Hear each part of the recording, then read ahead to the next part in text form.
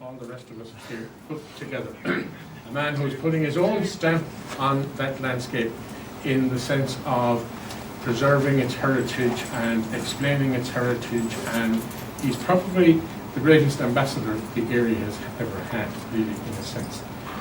He set up this eco company, Burren Beo, which is doing absolutely remarkable work on the Burren.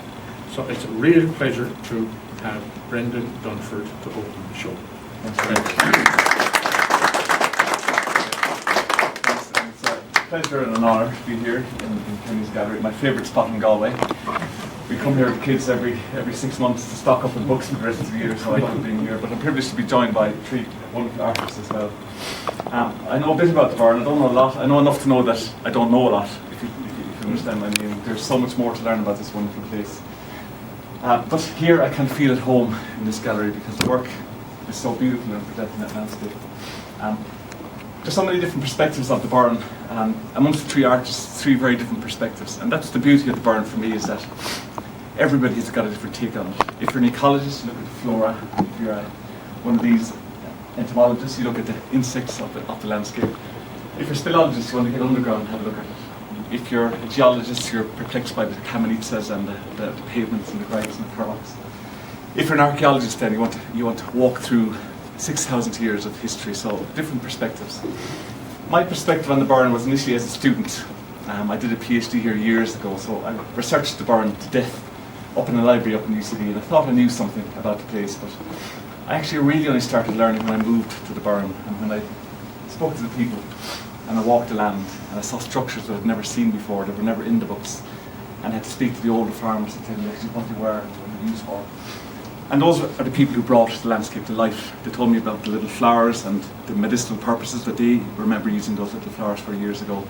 They showed me little kid crows where, as young people, they reared goat kids on the landscape, so they themselves could survive. Little structures that everybody's forgotten about now. So the hidden Burren was, I suppose, exposed to me in a way that literature and books never did. So that was a slightly different perspective on the landscape for me, and I moved to the Burren. I went native, as they say. I abandoned university libraries and I abandoned my peers in college. And I moved down into the landscape, and being part of a community and being there on a year-round basis, the first time I went to the Burren, they said, you have to stay here for 4 seasons before you get to know this landscape. And you know what, they were right, because you see it in all its guises, I suppose, when you spend a year there. And especially when you get to know the people. Because oftentimes the Burren is so sensational as a heritage landscape that we forget that people live there and make a living there. And not only that, but by virtue of their presence for the last 6,000 years, they've enhanced this landscape in an extraordinary way. You can see it in the little stone walls of Jim's paintings and Manus and Michael's as well. They've left their imprint on the landscape for 6,000 years. And being part of that community, as I've been privileged to be for the last 20 years, I've got a whole different perspective on this place. It's a place which, for me, I'm privileged to work in. I work in a little office in a village called Carron in the central Burren. My family live in the Burren and go to school there.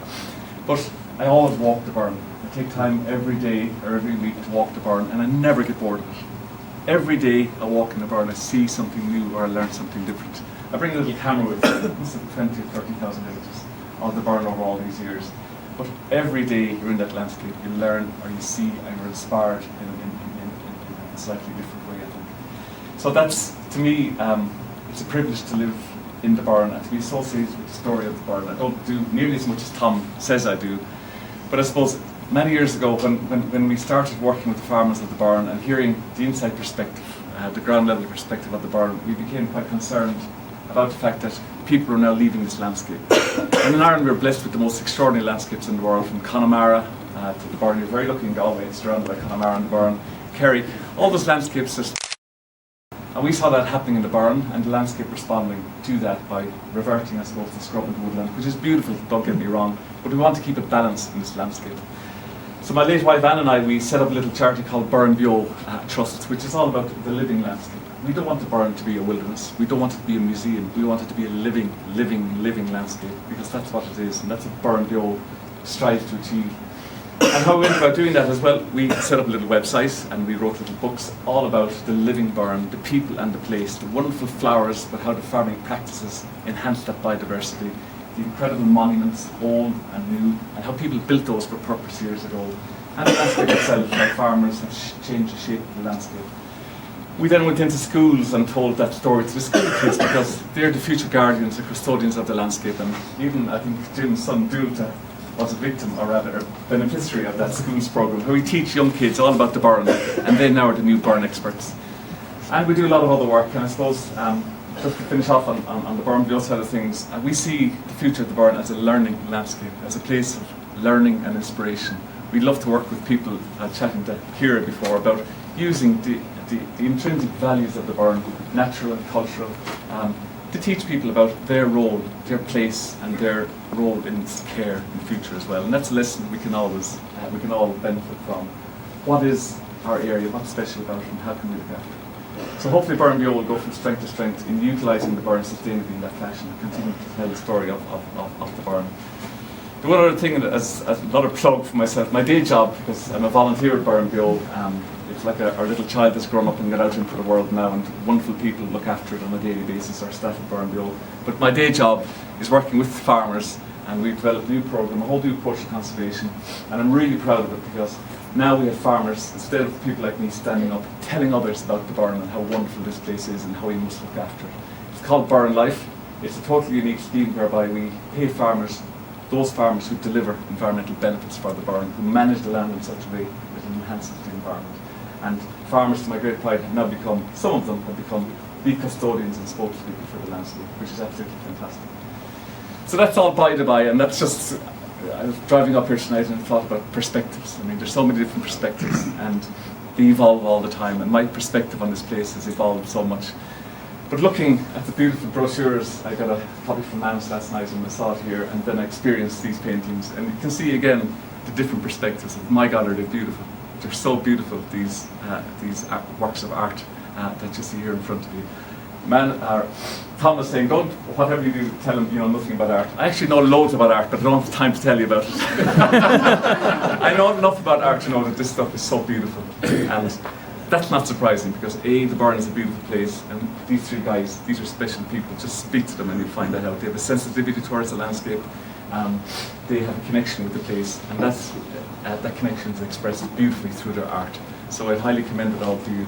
I have something in common with these three people, not my skill as an artist, God forbid, or my knowledge of art, but we're all blow-ins. We all kind of came to this place from elsewhere, and we all found something wonderful in it, something inspirational. It's changed my life. I know Jim from living in Limerick changed yours, and equally so Manus, and I'm sure Archie to a certain, Michael to a certain extent as well.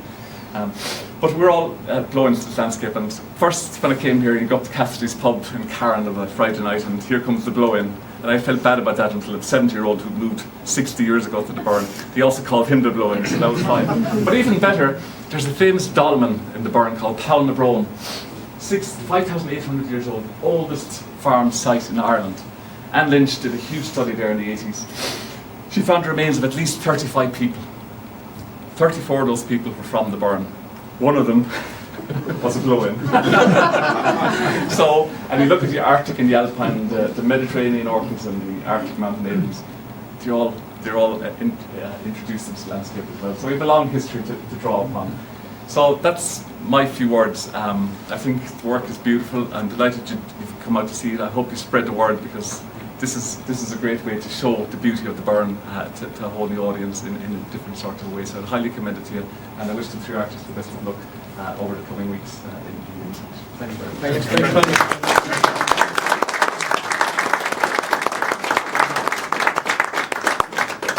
Well, I told you he was quite an ambassador for the Burren.